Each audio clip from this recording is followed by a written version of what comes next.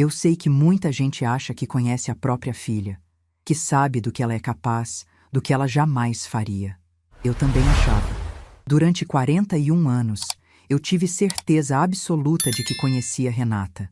Eu a carreguei no ventre, amamentei por 2 anos, ensinei a amarrar o sapato, sequei suas lágrimas, fiquei acordada em noites de febre passando pano úmido na testa dela.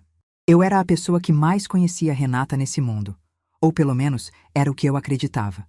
Meu nome é Maristela Duarte Vieira. Tenho 67 anos. E essa história começa numa manhã de quinta-feira, em março, quando o sol entrava pela janela da sala e batia exatamente no porta-retrato que ficava em cima da estante. Aquele porta-retrato com a foto de Renata no meu colo, ainda bebê, com os olhos fechados e a mão agarrada no meu dedo. Eu lembro de olhar para aquela foto enquanto ouvia a campainha tocar. E pensei, que coincidência bonita! A foto dela e ela chegando ao mesmo tempo.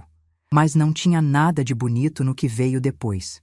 Abri a porta e encontrei Renata, meu genro Eduardo e uma mulher que eu nunca tinha visto. Renata estava de blazer, cabelo preso, maquiagem feita, como se estivesse indo para uma reunião de trabalho, não para a casa da mãe. Eduardo, como sempre, estava um passo atrás dela, com aquele sorriso de quem já sabe o roteiro. E a mulher se apresentou como Cristina, consultora de bem-estar para a terceira idade. Consultora de bem-estar. Gravem esse nome, porque o que aquela mulher veio fazer na minha casa não tinha nada a ver com o meu bem-estar.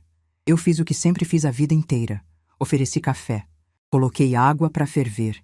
Peguei as xícaras boas, aquelas que só usava para visita, e arrumei biscoitos num prato. Enquanto eu preparava tudo na cozinha, ouvia a conversa abafada dos 3 na sala. Não conseguia entender as palavras, mas reconhecia o tom.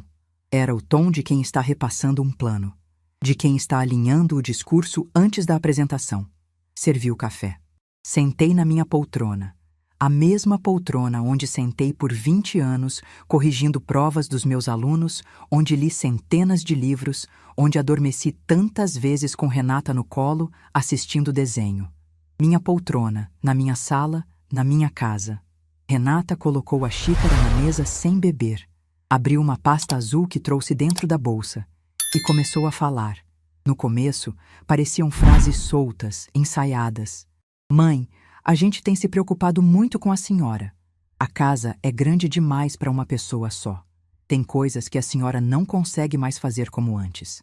Cada frase era um tijolo sendo colocado numa parede que ia me cercando. Eu escutava em silêncio, com a xícara na mão, sentindo o café esfriar entre meus dedos. Então ela tirou os folhetos da pasta. Coloridos, com fotos de idosos sorrindo em jardins floridos, quartos amplos com cortinas claras, mesas de refeitório com frutas e flores, parecia propaganda de resort, mas no topo de cada página, em letras pequenas, estava escrito: Residencial Recanto da Serenidade. Instituição de longa permanência para idosos. Asilo. Minha filha estava me mostrando um asilo. Meu estômago gelou. Mas meu rosto não mudou. 32 anos dando aula me ensinaram a manter a compostura quando tudo desmorona por dentro. Já recebi notícia de aluno em situação difícil, sem derramar uma lágrima na frente da turma. Já ouvi absurdos de pais em reunião escolar sem levantar a voz. Eu sabia controlar o que meu rosto mostrava. E naquele momento, esse controle foi a coisa mais importante que eu tinha.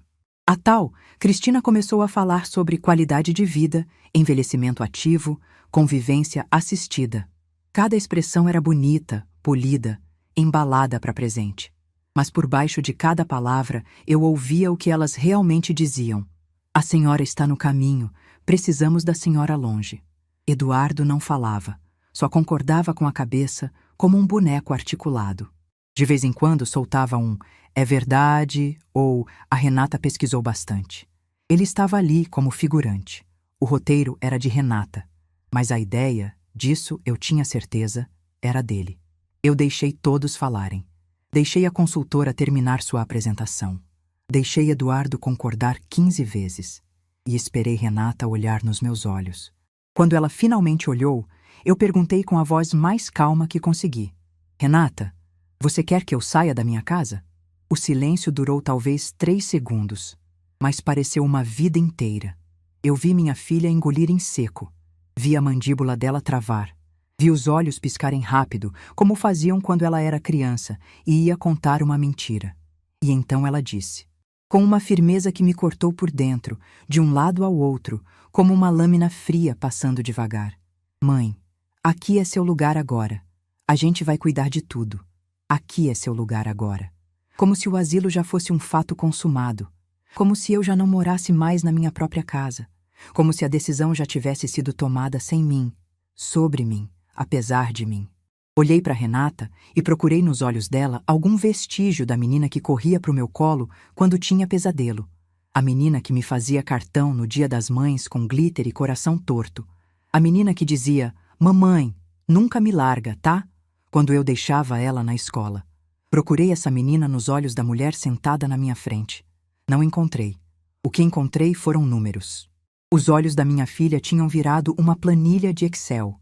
E na linha final dessa planilha, eu era uma despesa a ser cortada. Respirei fundo. Coloquei a xícara na mesa.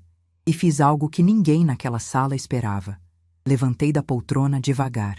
Fui até meu quarto sem dizer uma palavra. Ouvi o silêncio atrás de mim. Aquele silêncio nervoso de quem não sabe se o plano está funcionando ou desmoronando.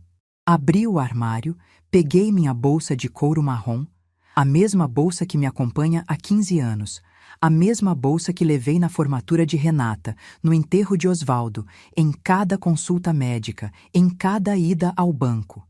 Minha bolsa. Minha companheira silenciosa.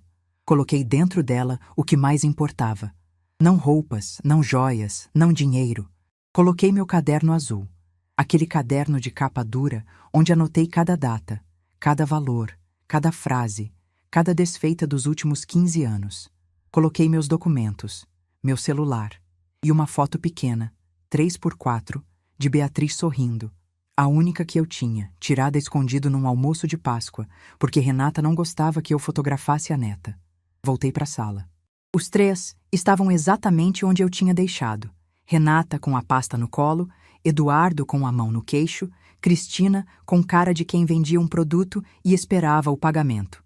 Olhei para Renata e disse, tudo bem, filha, eu vou. 3 palavras. 3 palavras que carregaram 42 anos de amor, de sacrifício, de madrugadas sem dormir, de salário gasto inteiro com ela, de sonhos adiados, de vontades engolidas. 3 palavras que deveriam ter pesado como chumbo nos ouvidos dela.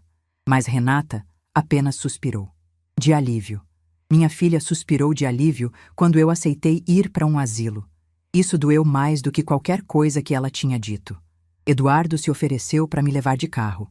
Eu recusei. Disse que chamaria um táxi. Não queria dar a ele o prazer de me conduzir, como quem leva uma encomenda ao depósito. Ele insistiu, disse que era mais prático. Eu olhei para ele com a mesma firmeza que usava com aluno indisciplinado e repeti, eu vou de táxi, Eduardo. Ele recuou. Pela primeira vez, vi algo diferente nos olhos dele. Não era respeito, era surpresa. A surpresa de quem percebe que o animal que julgava manso tem garras. O táxi chegou em 20 minutos. 20 minutos em que ninguém falou nada. Renata ficou mexendo no celular. Eduardo foi pro quintal fumar. Cristina guardou seus folhetos e se despediu com um aperto de mão que eu não retribuí. Antes de sair, passei pela cozinha. Olhei para a mesa onde dei aula particular por 15 anos, onde Renata fez lição de casa a vida inteira, onde Osvaldo tomava café quando estava em casa. Passei a mão pelo tampo de madeira como quem se despede de um velho amigo. Depois, olhei para o quintal pela janela e vi a mangueira. A mesma mangueira que plantei quando Renata fez 2 anos. Eu disse para ela naquela época, quando essa árvore der fruto, você já vai saber ler. A árvore deu fruto. Renata aprendeu a ler. E agora estava me mandando embora da casa onde as 2 cresceram. Entrei no táxi com minha bolsa no colo. Apertei a alça com as 2 mãos, como uma criança aperta um brinquedo quando tem medo. O motorista, um senhor de uns 60 anos, cabelo grisalho, rosto de quem já viu muita coisa na vida, me olhou pelo retrovisor e perguntou, a senhora está bem? Eu quase respondi a verdade. Quase disse, não, moço, minha filha acabou de me expulsar da minha própria casa. Mas me segurei. Engoli o nó na garganta e respondi: Estou, pode ir. Ele ligou o rádio baixinho. Tocava uma música antiga que eu conhecia, daquelas que a gente escuta e lembra de uma época em que tudo parecia mais simples. Fiquei olhando pela janela o bairro passar, a padaria onde comprava pão todo dia, a praça onde levava Renata para brincar, a escola onde dei aula por mais de 2 décadas. Cada esquina era uma memória. E eu estava sendo levada para longe de todas elas.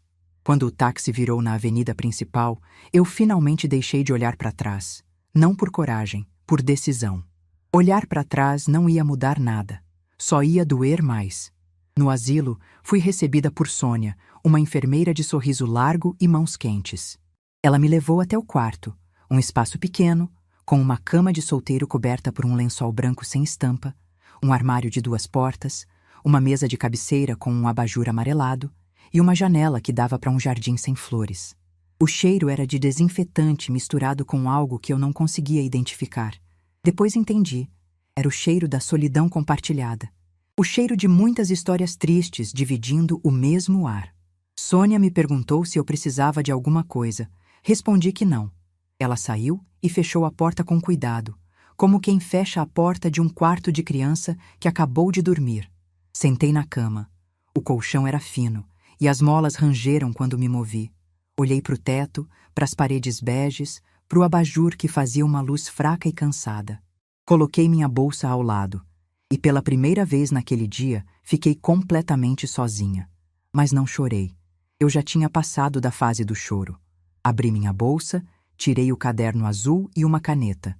Abri na primeira página em branco, a página 138, e escrevi com a letra mais firme que consegui. 14 de março, quinta-feira. Renata me trouxe para uma instituição de longa permanência. Disse que aqui é meu lugar. Eduardo e uma consultora estavam junto. Não chorei, não reclamei. Saí com minha bolsa. Estou no quarto 12, janela para o jardim, sem flores. Fechei o caderno. Coloquei debaixo do travesseiro e fiquei olhando pela janela enquanto o sol descia atrás dos telhados, pintando o céu de um laranja que parecia bonito demais para um dia tão feio. Naquela noite, deitada naquela cama estreita, ouvindo os sons desconhecidos de um lugar que não era meu, o ranger de portas, passos no corredor, alguém tossindo no quarto ao lado, eu conversei comigo mesma em voz baixa.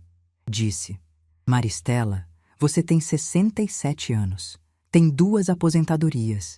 Tem um apartamento que ninguém sabe que existe. Tem um caderno com 138 páginas de prova. E tem algo que eles esqueceram de calcular. Você tem coragem. O silêncio daquele quarto foi o mais importante da minha vida. Não era o silêncio de quem foi derrotada. Era o silêncio de quem está planejando. O silêncio de uma mulher que todo mundo subestimou e que estava prestes a provar que cometeram o maior erro da vida deles. Eles me deram 30 dias num asilo, mas 30 dias era tudo o que eu precisava. E ninguém, absolutamente ninguém, estava preparado para o que eu faria com esse tempo. Na primeira manhã no asilo, acordei às 5h42. Não por costume, por instinto. Durante 32 anos, eu acordava antes das 6 para preparar café, organizar a casa e revisar os planos de aula antes de sair. Meu corpo não sabia que eu não tinha mais casa para organizar, nem aula para dar, nem ninguém para cuidar. Meu corpo ainda pertencia à rotina de uma vida que já não existia. Fiquei deitada, olhando para o teto do quarto 12. O teto tinha uma mancha de umidade no canto esquerdo, em formato que lembrava o mapa do Brasil. Fiquei encarando aquela mancha e pensando em como cheguei ali. Não ali no asilo, ali na vida. Em que momento exato eu deixei de ser Maristela e me tornei apenas a mãe de alguém, a avó de alguém, a viúva de alguém? Em que momento eu me apaguei para que os outros pudessem brilhar? Para entender essa história, vocês precisam conhecer Osvaldo.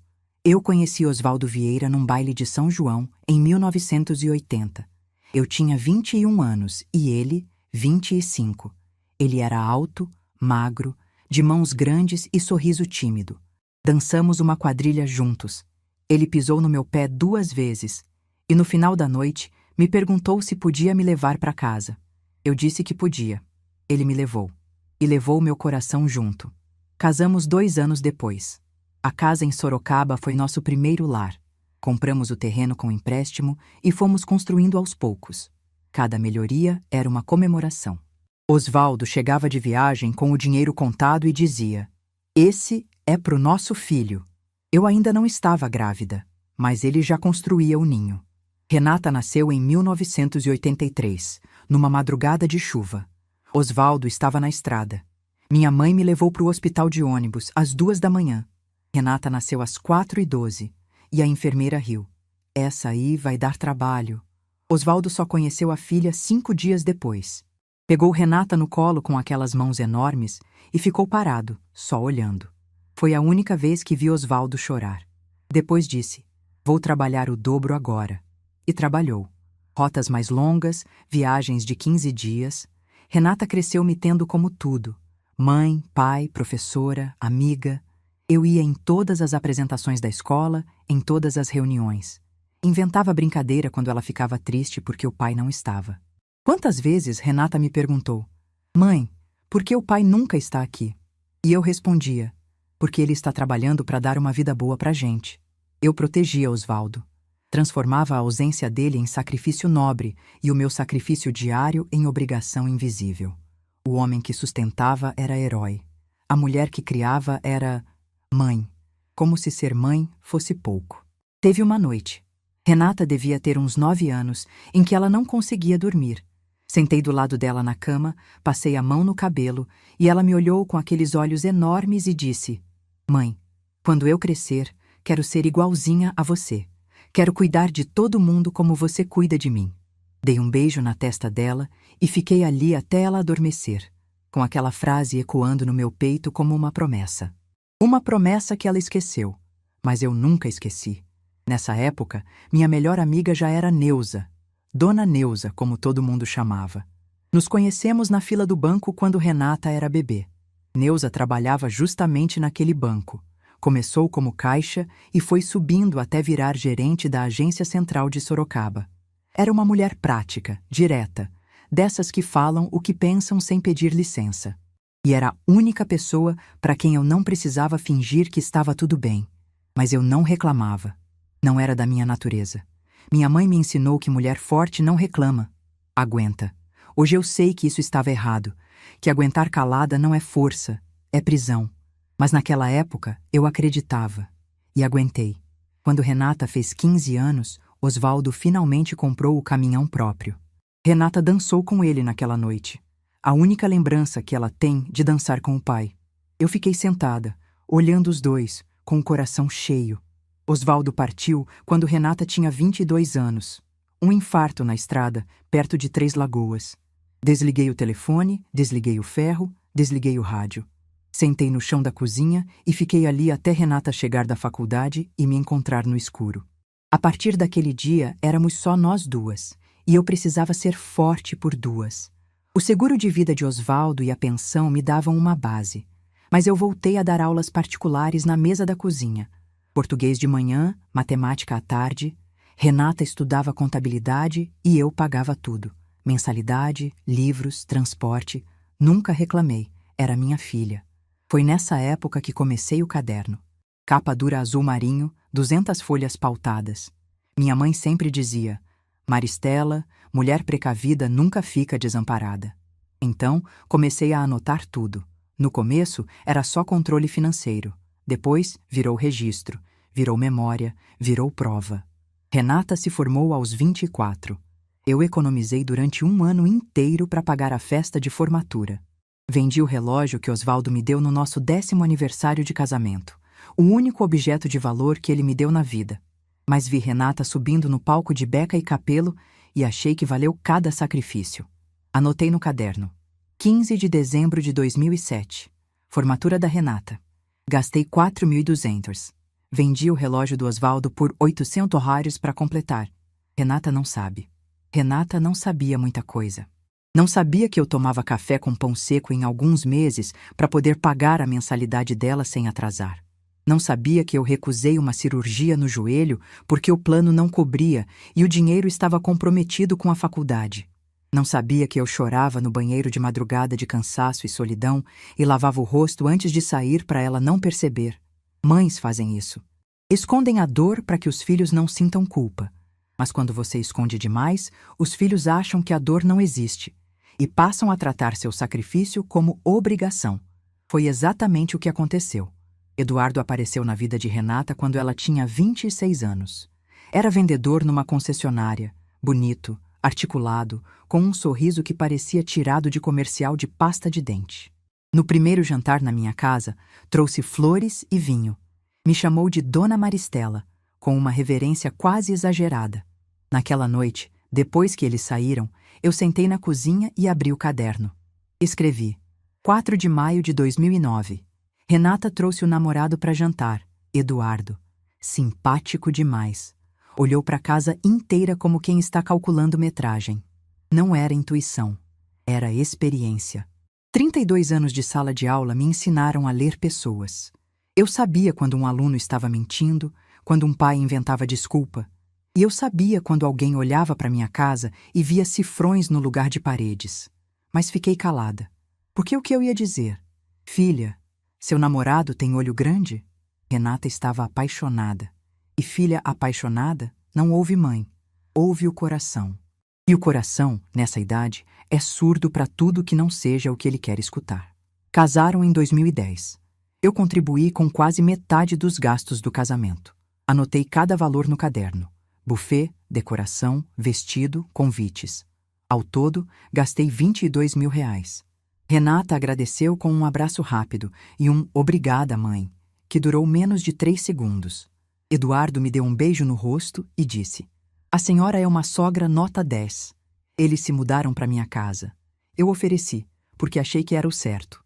A casa tinha 3 quartos, sobraria espaço. No começo, a convivência era boa. Renata me ajudava na cozinha, Eduardo consertava a torneira. Eu cozinhava almoço e janta todo dia, lavava e passava roupa de 3 pessoas, mantinha a casa impecável. Me sentia útil. Mas foi aí que a água começou a entrar pela fresta. Primeiro foram os comentários sobre a comida. Renata dizia que eu usava sal demais. Depois veio a reclamação sobre o cheiro, que a casa ficava com cheiro de fritura. Depois vieram as regras. Nada de televisão depois das 9. Nada de visita de amigas durante a semana. Nada de regar as plantas de manhã cedo. Nada de música no rádio enquanto cozinhava. Cada nada era um pedaço de mim sendo cortado. E eu deixava. Cortava e deixava. Porque achava que era o preço de ter a família por perto. Que era melhor viver encolhida do que viver sozinha. Uma noite, eu estava indo para o meu quarto quando ouvi a voz de Eduardo na cozinha. Baixinha, quase um sussurro. Parei no corredor e escutei. Ele dizia para Renata: "Sua mãe fica o dia inteiro em casa sem fazer nada de útil e ainda quer dar opinião em tudo. A gente podia ter essa casa inteira para nós, para criar a nossa família do nosso jeito." E Renata respondeu com a voz cansada de quem já ouviu aquilo muitas vezes: "Eu sei, Eduardo, mas é minha mãe." E ele completou: "Justamente, é sua mãe, então resolve." Voltei para o meu quarto em silêncio. Sentei na cama, abri o caderno e escrevi: 3 de março de 2014. Eduardo disse para Renata resolver a situação da mãe. Renata não me defendeu, apenas disse: "Eu sei." Eduardo, com o tempo, largou a máscara da gentileza. Parou de me chamar de Dona Maristela e começou a se referir a mim como sua mãe quando falava com Renata. Como se eu fosse um problema dela, não uma pessoa com nome. Numa churrasqueira de domingo, com amigos do casal na casa, ele soltou rindo: "Essa casa aqui, Dona Maristela, quando a senhora não precisar mais, vai ficar para quem?" Todo mundo riu. Eu não. Naquela noite, abri o caderno. 12 de novembro de 2012. Eduardo perguntou sobre a casa na frente de todos. Renata riu junto. Foi nessa época que decidi comprar o apartamento, sem falar para ninguém. Juntei o dinheiro das aulas, mais uma parte da aposentadoria, mais o que tinha investido em CDB. Fui numa imobiliária, escolhi um apartamento de 2 quartos no centro da cidade e comprei à vista. Coloquei para alugar e guardei o segredo. Porque era exatamente isso, uma saída de emergência. Alguma coisa dentro de mim, talvez a voz da minha mãe, talvez o instinto de décadas lendo nas entrelinhas, me dizia que o dia ia chegar. Quando Beatriz nasceu, eu achei que o dia não chegaria nunca, que uma neta mudaria tudo. Preparei o quartinho com cortina nova, costurei um cobertor à mão, fiz um mobile de borboletas com arame e tecido. Mas quem ocupou aquele quartinho foram os pais de Eduardo. E eu fiquei do lado de fora, olhando minha neta de longe. Beatriz tinha 3 anos quando apontou para mim num almoço de Páscoa e perguntou: "Mamãe, quem é aquela moça?" Renata respondeu sem nem olhar para mim: "É a Dona Maristela, amor."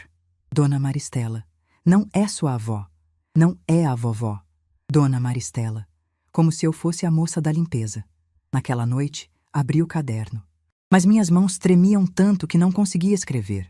Fiquei segurando a caneta por um tempo longo, olhando para a página em branco, e pela primeira vez me perguntei: será que eu fiz tudo errado? Será que dei tanto que ensinei minha filha a nunca dar valor? Fechei o caderno sem escrever nada. Mas no dia seguinte, voltei e anotei. 7 de abril de 2022. Beatriz não sabe que sou a avó dela. Renata não corrigiu. E embaixo, numa letra menor, quase um sussurro no papel: eu também preciso existir. Era um pedido. Um pedido que eu fazia a mim mesma, porque já não tinha mais para quem fazer. De volta ao quarto 12 do asilo, na manhã daquele primeiro dia, eu fechei os olhos e vi tudo isso passando como um filme. Cada sacrifício, cada silêncio, cada tudo bem que eu disse quando nada estava bem. Abri os olhos. Olhei para o caderno debaixo do travesseiro e entendi que aquelas páginas não eram apenas registros. Eram a prova de que eu existia, de que eu tinha dado tudo e de que agora era a hora de parar de dar e começar a viver. O café da manhã do asilo era servido às 7. Levantei, lavei o rosto, prendi meu cabelo, coloquei minha bolsa no braço e fui. Porque Maristela Duarte Vieira não fica deitada esperando que o mundo mude. Ela levanta, toma café e faz o que precisa ser feito. Depois do café, voltei para o quarto, fechei a porta e peguei meu celular. Tinha uma ligação a fazer. Uma ligação para Neuza, minha amiga de 30 anos, a mulher que conhecia cada centavo que eu tinha no banco. Neuza atendeu no segundo toque. Eu disse: "Neuza, preciso que você verifique uma coisa para mim. Preciso saber se alguém tentou mexer no meu dinheiro." O silêncio do outro lado da linha durou 5 segundos. Depois, Neuza disse com a voz baixa e séria: "Maristela, que bom que você me ligou, porque eu ia te ligar hoje." E o que ela me contou em seguida fez meu sangue gelar. Neuza respirou fundo do outro lado da linha.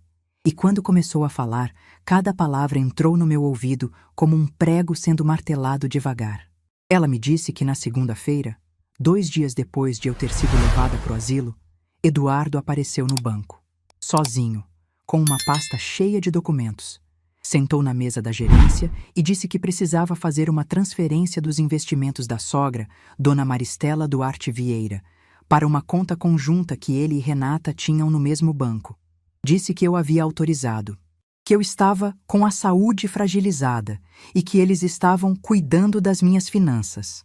Neuza, que estava na agência naquele dia, reconheceu meu nome imediatamente.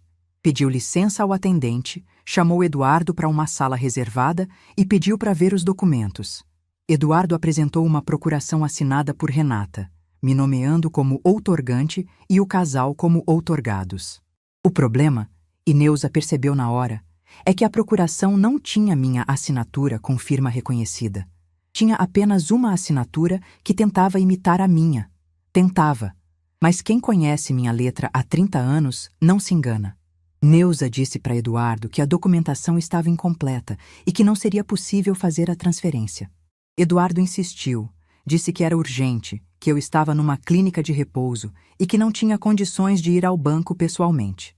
Neuza manteve a posição. Disse que sem minha presença ou uma procuração com firma reconhecida em cartório, nenhuma movimentação seria autorizada. Eduardo saiu do banco visivelmente irritado. Mas antes de sair, Neuza ouviu ele falando ao telefone no estacionamento. Não deu. Vamos ter que dar um jeito nessa procuração. Neuza me contou tudo isso com a voz trêmula. Não de medo, de raiva. Ela disse: Maristela, eu conheço você há 30 anos. Eu sei que você está lúcida, saudável e perfeitamente capaz. O que esse rapaz tentou fazer no banco tem nome. e eu registrei tudo no sistema como ocorrência interna. Fiquei em silêncio por um tempo. Não por choque. Eu já esperava algo assim. Desde aquela noite no corredor, quando ouvi Eduardo dizer para Renata, resolve, eu sabia que a casa era o primeiro passo. O dinheiro seria o segundo. E me colocar num asilo era a forma de tirar o obstáculo do caminho. O que eles não sabiam, o que ninguém sabia, é que eu não era obstáculo. Eu era a dona de tudo e estava perfeitamente acordada. Agradeci Neuza e pedi que ela não fizesse nada por enquanto, que apenas monitorasse qualquer tentativa nova de acesso às minhas contas. Ela concordou, mas antes de desligar disse: Maristela, se precisar de qualquer coisa, a qualquer hora, me liga. Você não está sozinha. Quando desliguei, minhas mãos tremiam, mas não de fraqueza. Tremiam da mesma forma que tremem quando você segura algo pesado por muito tempo e finalmente decide colocar no chão. Eu estava colocando no chão décadas de submissão, e o peso saindo dos meus ombros fazia meu corpo inteiro vibrar. Abri o caderno. Página 139. Escrevi tudo. Data, hora, o que Neuza me contou, a tentativa de Eduardo, a procuração falsa, a frase que ele disse no estacionamento, tudo registrado, tudo documentado, como uma professora faz, com método, com precisão, sem emoção na caneta. A emoção eu guardei para o travesseiro. Naquela noite, não dormi. Fiquei deitada no escuro do quarto 12, ouvindo os sons do asilo, os passos das enfermeiras no corredor, o ronco distante de algum morador, o vento batendo na janela. E montei meu plano. Cada peça no lugar, cada passo calculado. Eu não podia errar. Não por medo de perder dinheiro, mas porque se eu errasse, eles diriam que eu era incapaz, que estava confusa, que precisava de tutela. E aí sim eu perderia tudo, não só os bens, mas minha liberdade. Na manhã seguinte, depois do café, voltei para o quarto e fiz a segunda ligação. Dessa vez para Valéria. Doutora Valéria Mendes, advogada e especialista em direito do idoso. Minha ex-aluna da 4ª série. Valéria foi uma das crianças mais inteligentes que passaram pela minha sala de aula. Filha de uma costureira e de um pedreiro, morava num bairro simples e a mãe não tinha condições de comprar material escolar. Durante 3 anos, eu comprei caderno, lápis, borracha e livros para Valéria com meu próprio dinheiro. Nunca contei para ninguém, nem para Osvaldo. Era entre mim e aquela menina de olhos curiosos que devorava cada livro que eu colocava na mão dela. Valéria se formou em Direito com bolsa integral. No dia da formatura, me mandou uma carta que guardo até hoje dentro do meu caderno azul. Professora Maristela, a senhora me ensinou a ler. Agora eu vou ler as leis para proteger gente como a senhora. Quando liguei, Valéria atendeu no primeiro toque. Parecia que estava esperando. Eu disse: Valéria, é a professora Maristela. Preciso da sua ajuda. Ela respondeu sem hesitar. Professora, me diz onde e quando. Estou a caminho. Contei tudo por telefone, cada detalhe, desde o dia em que Renata apareceu com a consultora até a tentativa de Eduardo no banco. E enquanto eu falava, ia lendo do caderno, datas, valores, frases. Cada página era uma peça do quebra-cabeça que eu montava há anos, sem saber que um dia precisaria montar. Valéria ficou em silêncio por um longo tempo quando terminei. Depois disse com a voz firme e controlada: Professora, o que fizeram com a senhora se enquadra em pelo menos 3 situações previstas no Estatuto do Idoso. Vamos resolver isso, mas vamos resolver do jeito certo. Em 3 dias, Valéria organizou tudo. Veio me visitar no asilo numa quarta-feira à tarde, com uma pasta cheia de documentos para eu assinar.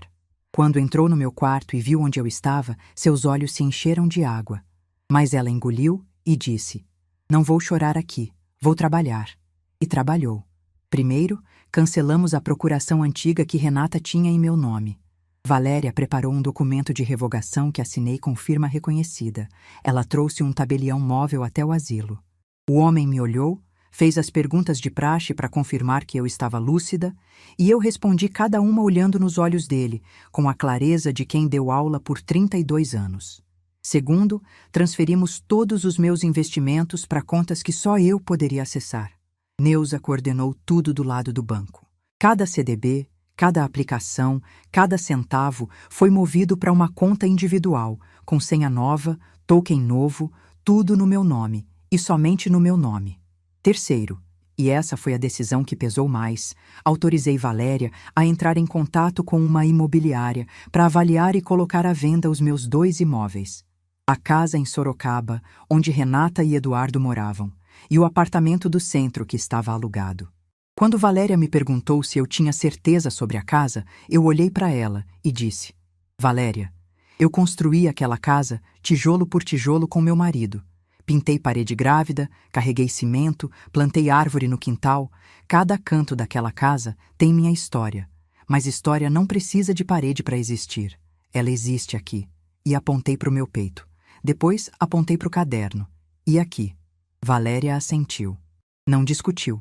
Apenas disse: Vou cuidar de tudo, professora. Na segunda semana no asilo, algo inesperado aconteceu. Eu comecei a conhecer as pessoas ao meu redor. Não como moradores de um asilo, como pessoas. Com histórias, com dores, com dignidade escondida debaixo de pijamas desbotados. Dona Juraci, do quarto ao lado, tinha 74 anos e foi parar ali porque os 3 filhos venderam a casa dela sem ela saber. Assinaram documentos em nome dela usando uma procuração que ela deu de boa fé quando estava internada com pneumonia. Quando saiu do hospital, não tinha mais casa. Os filhos disseram que era pro bem dela. Juraci me contou isso numa tarde no jardim, descascando laranja com as mãos, sem chorar. Disse que já tinha passado da fase do choro. Eu entendi perfeitamente. Seu Valdir, de 80 anos, era do quarto no final do corredor. Viúvo, ex-metalúrgico, mãos grossas e voz mansa. O enteado deixou ele no asilo na véspera de Natal. Disse que ia buscar no dia seguinte. Fazia 8 meses. Valdir nunca reclamava. Toda manhã sentava no banco do jardim e ficava olhando para o portão, como se ainda esperasse que alguém viesse buscá-lo. Essas histórias me faziam 2 coisas ao mesmo tempo. Me davam raiva e me davam força. Raiva porque o mundo trata os idosos como objetos descartáveis. E força porque eu percebia que não estava sozinha. Que minha história era a história de milhares de pessoas que deram tudo e receberam abandono como troco. Mas eu não ia ser mais uma estatística silenciosa.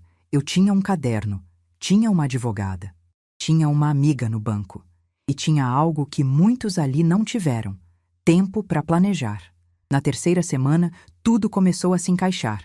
A imobiliária avaliou a casa. O valor me surpreendeu. Era quase o dobro do que eu imaginava. A região tinha valorizado muito nos últimos anos, e a casa, apesar da bagunça que Renata e Eduardo faziam, era sólida, bem construída, como tudo que eu e Osvaldo fizemos juntos. O apartamento do centro também foi avaliado. O inquilino já havia sido notificado e concordou em sair em 30 dias. Aquele apartamento seria meu novo lar, meu refúgio, o lugar que eu comprei em segredo anos atrás, guiada por um instinto que agora se provava certeiro. Valéria me ligou numa sexta-feira com a notícia. Havia um comprador interessado na casa. Um casal jovem, recém-casado, que procurava exatamente aquele tipo de imóvel naquela região. Ofereceram o valor cheio, pagamento à vista. Eu disse sim sem hesitar. Valéria perguntou se eu queria pensar mais um pouco. Eu respondi: Valéria, eu pensei durante anos. Cada noite em que me encolhi no meu quarto para não incomodar, eu estava pensando. Cada vez que engoli um desaforo, eu estava pensando: agora é hora de agir. Ela marcou a escritura para a semana seguinte. Tudo legal, tudo documentado, tudo nos conformes. A casa era minha, a decisão era minha, e ninguém precisava autorizar. Mas havia uma coisa que eu precisava fazer antes de assinar qualquer papel. Uma coisa que doía mais do que tudo. Numa tarde de quarta-feira, pedi para Sônia, a enfermeira, me emprestar o telefone do asilo para fazer uma ligação. Liguei para casa. Minha casa. Atendeu uma voz que eu não conhecia. Era a mãe de Eduardo. Pedi para falar com Beatriz. A mulher hesitou. Disse que Renata não estava e que não sabia se podia deixar. Mas Beatriz deve ter ouvido minha voz no fundo, porque de repente ouvi aquela vozinha fina gritando: Eu quero falar! Eu quero falar! A avó paterna cedeu. E Beatriz pegou o telefone. Ela disse: Alô? Eu disse: Oi, meu amor. É a vovó Maristela. E Beatriz respondeu algo que me partiu ao meio e me reconstruiu ao mesmo tempo. Vovó, onde você está? A mamãe disse que você foi viajar. Você vai voltar para me contar história? Fechei os olhos, apertei o telefone, respirei fundo para a voz não tremer. Respondi: Vou sim, meu bem, a vovó vai voltar.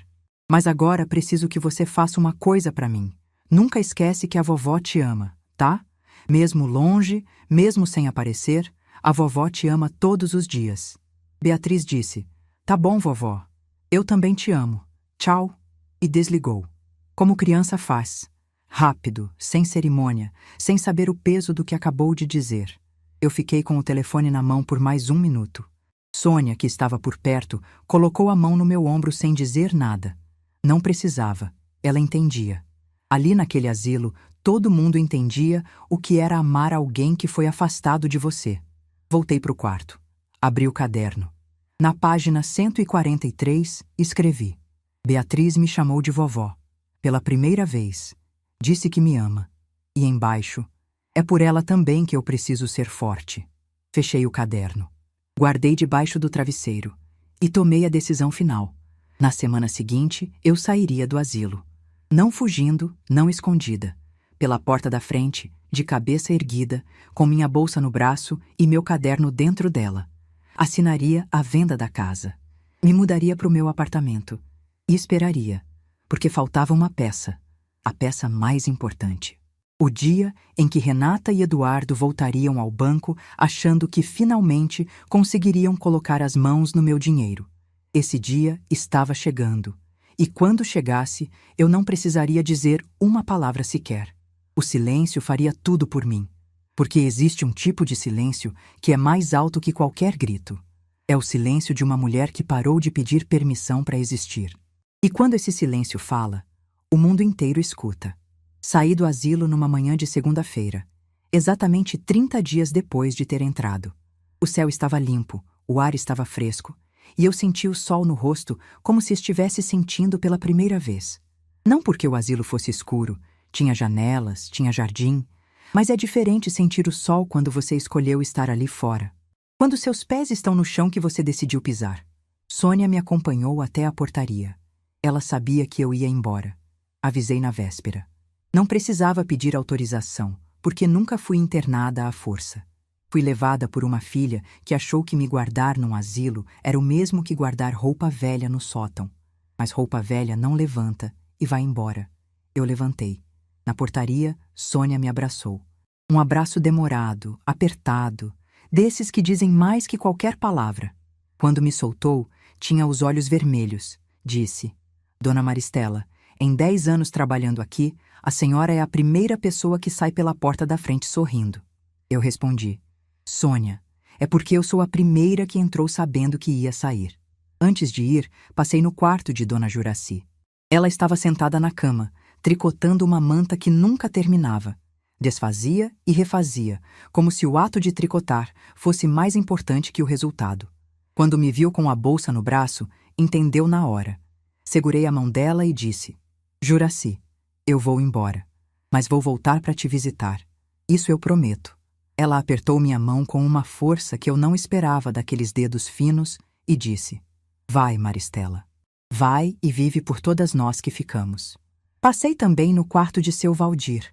Ele estava sentado no banco do jardim, como sempre, olhando para o portão. Quando me viu com a bolsa, não disse nada. Apenas acenou com a cabeça, devagar, como quem diz: Eu entendo. E eu acenei de volta. 2 velhos se despedindo sem palavras, porque às vezes as palavras pesam demais.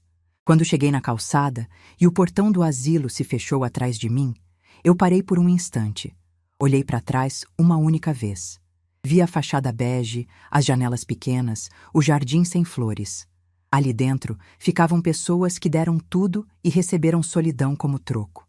Pessoas como eu, só que sem a sorte que eu tive de ter um caderno, uma amiga no banco e um apartamento guardado em segredo. Vive por todas nós que ficamos. Carreguei essa frase como uma responsabilidade sagrada. Porque era. O táxi me deixou na porta do prédio.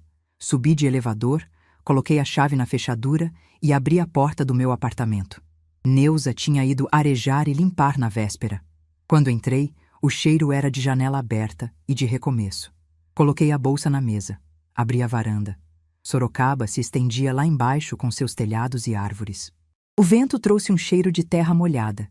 Tinha chovido de madrugada. E eu senti aquele cheiro como se estivesse sentindo o perfume da liberdade.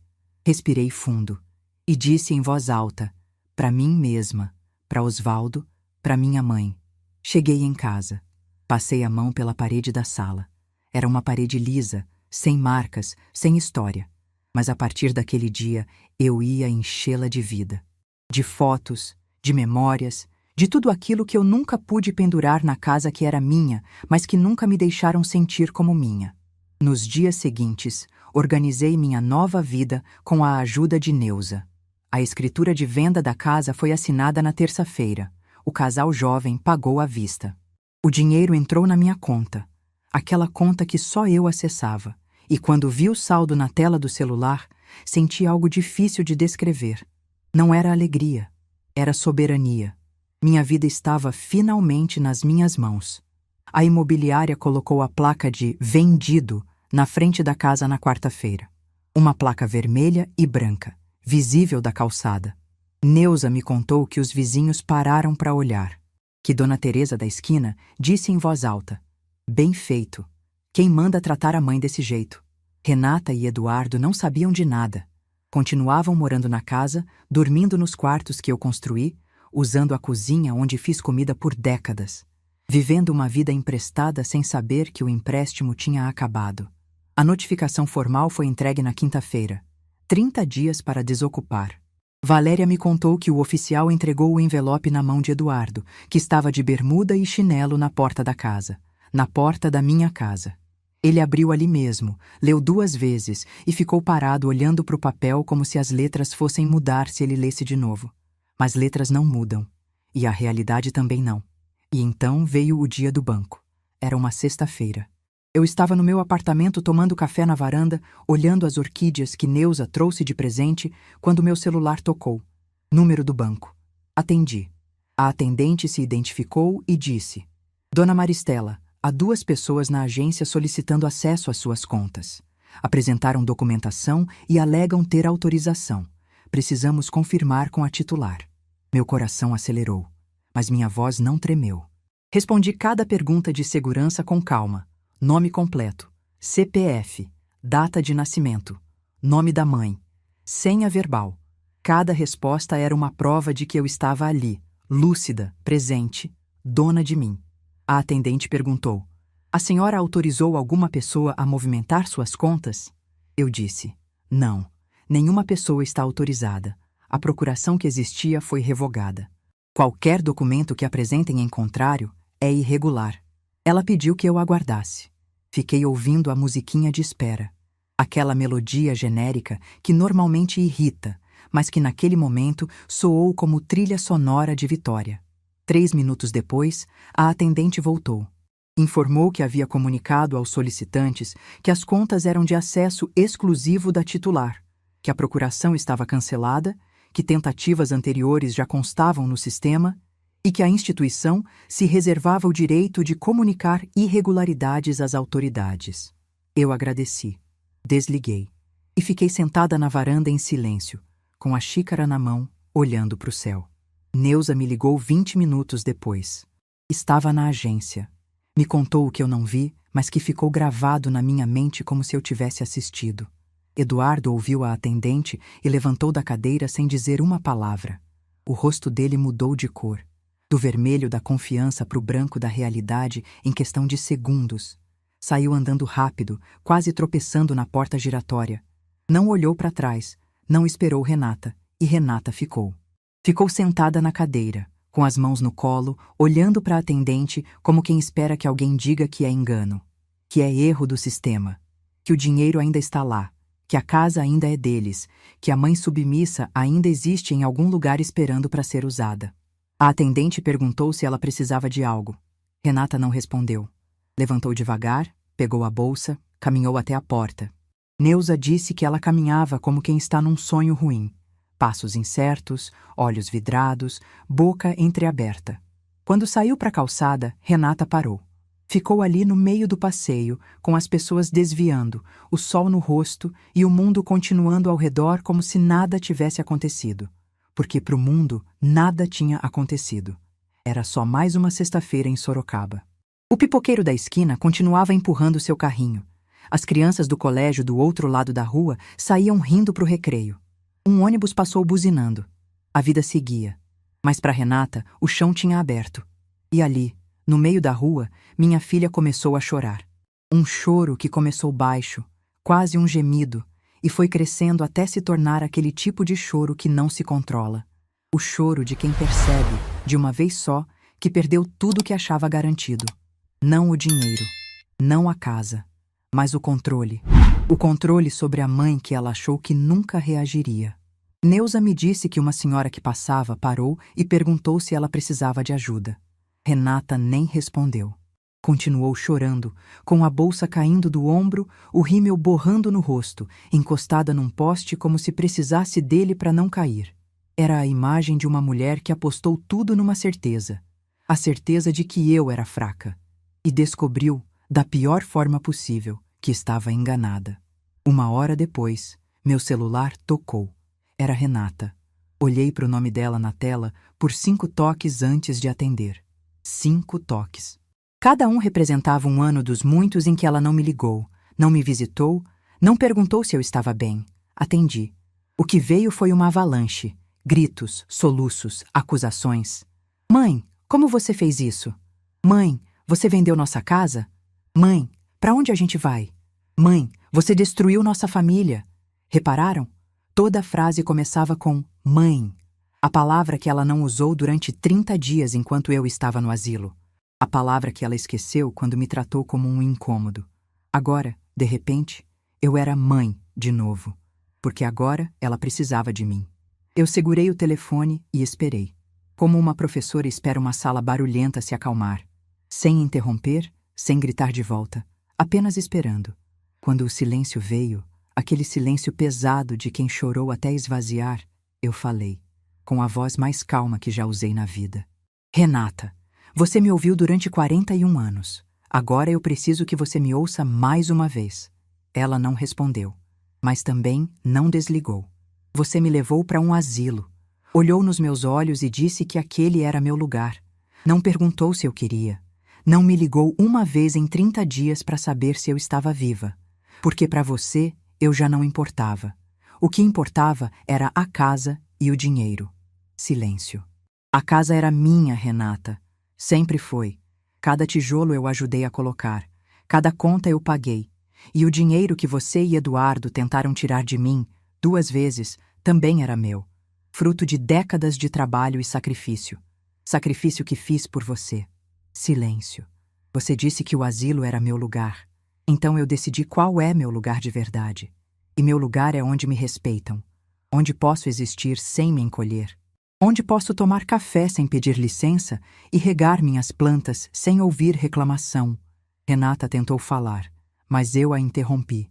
Pela primeira vez em 41 anos, eu interrompi minha filha. Eu não fiz isso por raiva. Fiz porque precisava me salvar. Porque se ficasse esperando que vocês me respeitassem, ia esperar para sempre. E eu não tenho para sempre. Tenho 67 anos. E cada dia que me resta, vou viver do meu jeito. Então, disse a frase que ensaiei em silêncio durante 30 noites naquele quarto de asilo. Você escolheu meu lugar, filha. Agora eu estou escolhendo o meu. E desliguei. Coloquei o telefone na mesa. Olhei para as orquídeas. Tomei o último gole do café que já estava frio. E percebi que minhas mãos não tremiam mais. Pela primeira vez em anos, estavam absolutamente paradas. O celular tocou de novo. Renata. Não atendi. Tocou outra vez. Eduardo. Não atendi. Uma terceira vez. Número desconhecido. Não atendi. Peguei o aparelho, desliguei e guardei na gaveta. Depois fui até a cozinha, lavei minha xícara, sequei com o pano de prato, guardei no armário. Cada gesto simples e cotidiano parecia novo. Parecia meu. Parecia o primeiro gesto de uma vida que eu finalmente estava vivendo para mim. Naquela noite, abri o caderno na página 147. Escrevi a data, a hora e uma única frase. Hoje, pela primeira vez em 67 anos, eu me escolhi. Fechei o caderno. Coloquei na mesa de cabeceira. Deitei na minha cama, no meu quarto, no meu apartamento. E dormi a noite inteira, sem acordar uma vez sequer, sem sonhar com nada. Apenas dormindo como uma mulher em paz, porque era isso que eu era agora. Finalmente, uma mulher em paz. 8 meses. 8 meses se passaram desde aquela manhã em que saí do asilo com minha bolsa no braço e meu caderno dentro dela. E se alguém me perguntasse o que mudou nesses 8 meses, eu diria tudo e nada, porque eu continuo sendo Maristela. Só que agora, eu sei quem Maristela é. Estou sentada na varanda do meu apartamento enquanto conto essa história. São 6 da tarde. O sol está descendo atrás dos prédios de Sorocaba e pintando o céu daquele laranja que parece encomendado. Na minha frente, as orquídeas que Neuza me deu estão floridas, brancas com miolo roxo, firmes no vaso, bonitas sem precisar de plateia. Do lado, uma xícara de café meio cheia. Na mesa de cabeceira do meu quarto, a foto 3x4 de Beatriz sorrindo. Aquela mesma foto que tirei escondida no almoço de Páscoa e que enfiei na bolsa no dia em que saí de casa. Toda manhã, quando acordo, é a primeira coisa que vejo. E toda manhã digo baixinho: "Bom dia, meu amor." Nos primeiros meses aqui, eu precisei reaprender a viver. Parece exagero, mas não é. Quando você passa décadas vivendo em função dos outros, esquece como é tomar decisões simples. Que hora acordar, o que cozinhar, para onde ir, como gastar o próprio dinheiro. Eu ficava parada na frente da geladeira sem saber o que fazer de almoço. Não porque não soubesse cozinhar, mas porque não sabia o que eu queria. Eu sempre cozinhava o que os outros gostavam. Nunca me perguntei o que eu gostava. Descobri que gosto de sopa. Sopa de legumes, simples, com bastante cenoura e um pão torrado do lado. Descobri que gosto de ler à noite, com a luz do abajur e o silêncio do apartamento. Descobri que gosto de caminhar de manhã cedo, quando as ruas ainda estão molhadas do sereno e o ar tem cheiro de terra. Descobri que gosto de ficar sozinha, e que ficar sozinha não é a mesma coisa que ser solitária. Neuza aparece quase todo dia. Às vezes traz pão da padaria, às vezes só passa para tomar café e conversar. Numa dessas tardes, sentada na minha varanda, ela me olhou com aqueles olhos firmes de gerente de banco e disse: "Maristela, eu te conheço há 30 anos e posso dizer com toda certeza, a mulher que está sentada na minha frente agora não é a mesma que eu conhecia. Você renasceu." Eu ri. Disse que não tinha renascido, que eu sempre fui essa mulher. Só que estava escondida debaixo de tantas camadas de obrigação, de culpa, de medo de incomodar, que nem eu mesma conseguia me ver. O que aconteceu nesses meses não foi um renascimento. Foi uma escavação. Eu cavei até me encontrar. Voltei a dar aulas particulares. Não por dinheiro. Com a venda da casa e meus investimentos, tenho mais do que preciso para o resto da vida. Mas porque ensinar é o que me mantém viva. Tenho 3 alunos no prédio. Gabriel, de 8 anos, que está aprendendo a ler. Isadora, de 10, que tem dificuldade com redação. E Cauê, de 12, que diz que odeia português, mas fica toda a aula pedindo para eu contar mais uma história. Quando Gabriel leu uma frase inteira pela primeira vez sem gaguejar, ele olhou para mim com os olhos arregalados e disse: "Dona Mari, eu li." E eu senti a mesma coisa que sentia há 30 anos, quando meus alunos da escola municipal descobriam que as letras tinham voz. É essa sensação que me mantém aqui. É esse propósito que me faz levantar da cama. Cumpri minha promessa com Dona Juraci. Vou visitá-la no asilo a cada 15 dias, sempre às quartas-feiras, sempre com um pacote de biscoitos de polvilho que ela adora e uma revista de palavras cruzadas. Juraci me espera sentada na mesma cadeira do jardim, tricotando aquela manta infinita, e quando me vê chegar, abre um sorriso que ilumina aquele lugar inteiro. Numa dessas visitas, ela me disse: "Maristela, você é a única pessoa que vem aqui sem obrigação. Vem porque gosta." Eu segurei a mão dela e respondi: "Juraci, eu venho porque sei o que é estar do outro lado daquela porta, achando que ninguém se importa. Seu Valdir não estava mais lá na minha última visita. Sônia me disse que a família finalmente veio buscá-lo. Não sei se é verdade, não sei se ele está bem. Mas quero acreditar que sim. Quero acreditar que alguém olhou para aquele homem sentado no banco do jardim, olhando para o portão, e sentiu vergonha de ter demorado tanto. Sobre Renata e Eduardo. Vocês devem estar se perguntando. Eles desocuparam a casa dentro do prazo. Mudaram para um apartamento alugado do outro lado da cidade. Neuza me contou que Eduardo saiu da concessionária onde trabalhava. Não sei se foi demitido ou se pediu para sair. E que ele e Renata estavam passando por dificuldades. Soube por vizinhos que discutiam muito, que a convivência tinha se tornado difícil sem o colchão financeiro que era o meu patrimônio. Não senti prazer ao ouvir isso. Não senti alegria. Senti um cansaço antigo, como quem olha para uma casa em ruínas e lembra de quando ela era bonita. Aquela família que eu ajudei a construir estava se desfazendo. E por mais que eles tenham me magoado, eu não desejava isso. Eu só desejava não fazer parte daquilo mais. Renata tentou me procurar 3 vezes depois daquela ligação. Na primeira, mandou uma mensagem longa, dizendo que estava arrependida, que queria conversar. Não respondi. Na segunda, apareceu na portaria do prédio. O porteiro me ligou. Eu disse que não queria receber visita. Na terceira, mandou uma carta pelo correio. Uma carta escrita à mão, 2 páginas, com manchas que pareciam lágrimas secas no papel. Eu li a carta. Li inteira, sentada na minha poltrona, com o café na mão. Renata dizia que havia errado, que Eduardo a influenciou, que ela nunca quis me magoar. Pedia desculpas pela forma como me tratou, pelo asilo, pela procuração, e terminava dizendo: "Mãe, eu sei que não mereço seu perdão, mas queria que a senhora soubesse que eu sinto sua falta todos os dias." Dobrei a carta. Guardei no caderno azul, entre as páginas 147 e 148, e chorei. Não de raiva, não de tristeza, de luto, porque eu estava fazendo o luto da filha que eu tive e da mãe que eu fui. As 2 mulheres já não existiam mais. No lugar delas, havia 2 outras tentando descobrir quem eram sem a outra. Respondi a carta 2 semanas depois.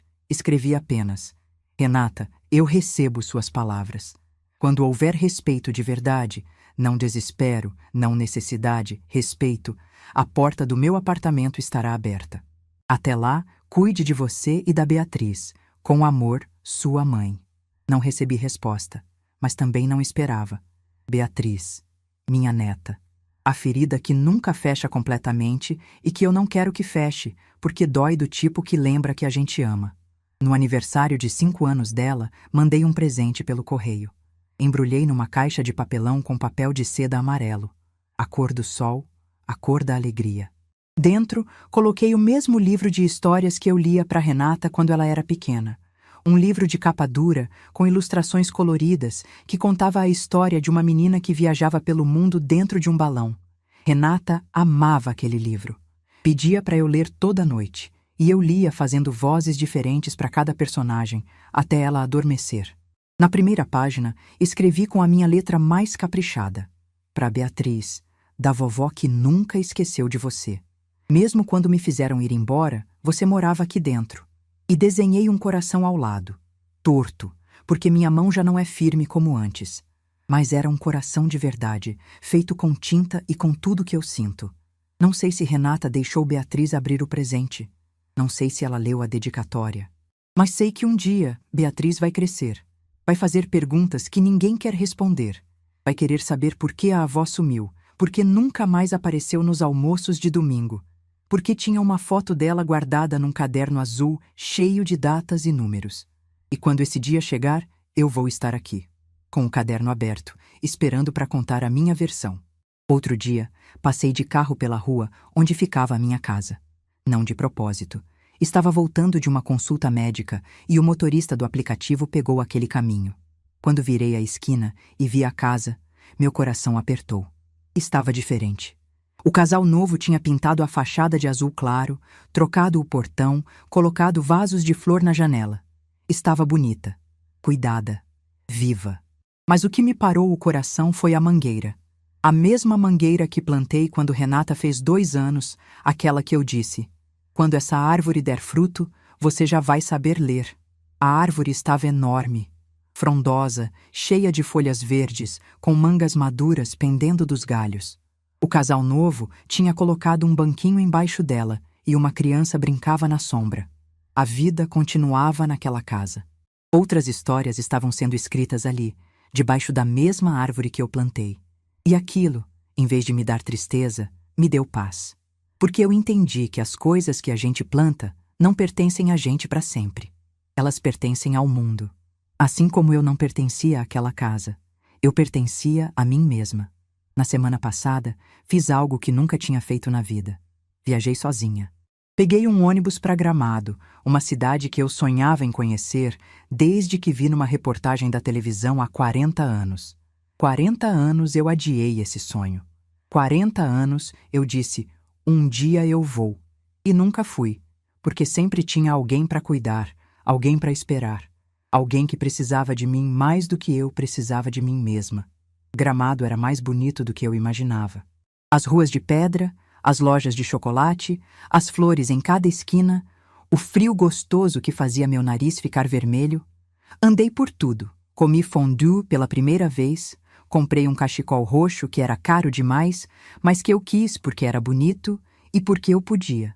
Na última noite, sentei num banco na Praça Central, com chocolate quente na mão e o cachecol novo no pescoço. Ao redor, casais passeavam, crianças corriam, a vida acontecia como acontece em todo lugar. E eu estava ali, sozinha, mas não solitária, inteira, pela primeira vez. Olhei para o céu e pensei em Osvaldo. Pensei na minha mãe. Pensei em tudo que vivi e em tudo que ainda quero viver. E disse baixinho, pro vento, para quem quisesse ouvir, eu cheguei até aqui e estou bem. Hoje, quando olho para trás, vejo uma mulher que se apagou durante décadas para que os outros brilhassem. Uma mulher que confundiu amor com sacrifício, que confundiu paciência com submissão, que confundiu silêncio com força. Essa mulher ainda mora dentro de mim, mas agora ela tem companhia, porque ao lado dela existe outra Maristela, uma que aprendeu que amar os outros não pode custar a própria existência. Meu caderno azul tem 153 páginas escritas. As últimas 6 são diferentes das outras. Não tem datas de desfeitas, valores emprestados ou frases amargas. Tem receitas de bolo que eu inventei, nomes de livros que estou lendo, lugares que quero visitar, coisas que me fazem sorrir. O caderno que começou como registro de dor está virando um diário de vida. E se tem uma coisa que eu aprendi nesses 67 anos, uma coisa que eu carrego agora como se fosse escrita no peito, é isso. Ninguém pode te tirar de um lugar que você mesma escolheu ocupar. Podem te tirar da casa, da família, da rotina. Mas o lugar de verdade, aquele que ninguém alcança, é o que você constrói dentro de você. E esse lugar eu finalmente encontrei. Eles acharam que me colocar num asilo era me guardar numa gaveta. Mas gavetas se abrem. E quando essa se abriu, eu saí com tudo que era meu. Minha dignidade, meu dinheiro, minha história. Eles ficaram com as mãos vazias, exatamente como me fizeram sentir por anos. Mas eu saí com as mãos cheias, de coragem, de paz, de futuro. E se vocês me perguntarem se valeu a pena, eu respondo sem pensar. Cada segundo de dor valeu, porque me trouxe até aqui, até essa varanda, até esse café, até essa versão de mim que eu não conhecia e que agora não largo mais. Meu nome é Maristela Duarte Vieira. Tenho 67 anos e essa foi a história de como perdi tudo e encontrei o que mais importa. Se essa história tocou seu coração, deixe seu like, se inscreva no canal e comente aqui embaixo. No meu lugar, o que você faria? Sua mensagem pode iluminar o dia de alguém.